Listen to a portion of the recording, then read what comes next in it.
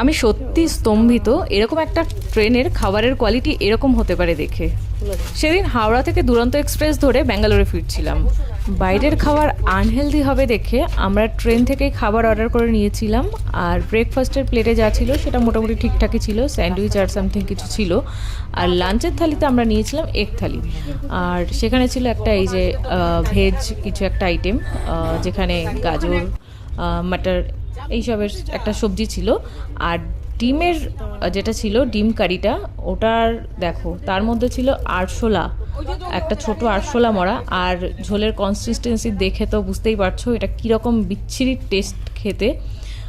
আমি যখন ওনাদের ডেকে জানালাম তখন ওনারা আমাকে বললো থালিটা চেঞ্জ করে দিচ্ছি। আমি বললাম যে চেঞ্জ করার দরকার নেই, আমাকে দিতেই হবে না আর কিছু, তার কারণ ওটা দেখে যা খেয়েছি সেটাই বেরিয়ে আসার মতন অবস্থা ছিল। আর দেখো আমার বরটা এখানে বসে বসে চিপস খাচ্ছে, আমার খাওয়া দেখে ওর অবস্থা খারাপ হয়ে গেছে।